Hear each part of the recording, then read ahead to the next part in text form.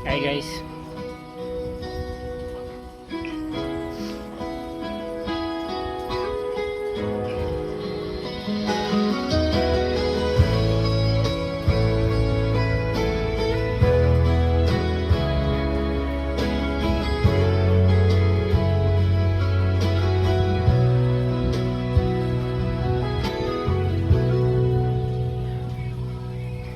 Maraming salamat, Tatay Digong Rodrigo Duterte. Ikaw ay isang dakila para sa amin, ika'y bayani. Sa walang katapusan na pagmamahal sa ating bayan, ikaw ay aming makabagong hero. Sapagkat ipinagtatanggol mo ang mamamayang Pilipino. Pagpapahirap nila sa'yo,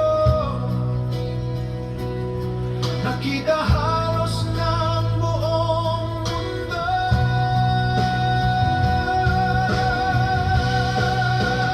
Tatay Digong Rodrigo Duterte, salamat sa iyong kabutihan. Pilit ka mang inilayo sa bayan na iyong sinilangan. Ang laban na naiwan mo ay laban na ngayon ng totoo.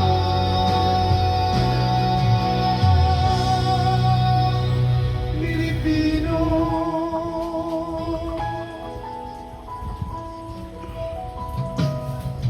Sinubukan mong linisin ang ating bansang Pilipinas.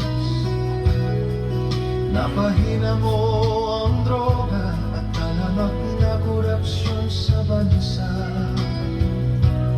Sinigil mo ang mga oligarko, tinanggal mga kurap na politiko, gumawa ng mga infrastructure, pinaayos ang agrikulture, tinaas ang sweldo ng kapulisan, pinalinis ang mga lansangan para sa kaligtasan ng mamamayan.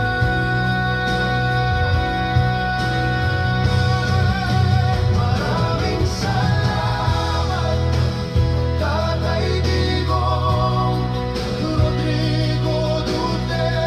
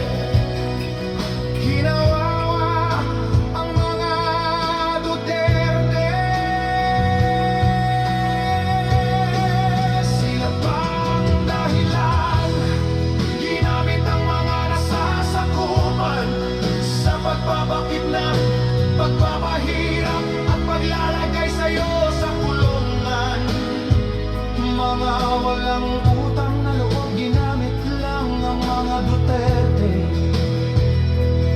Sila pala ay mga hudas, mga taksil at walang budhi.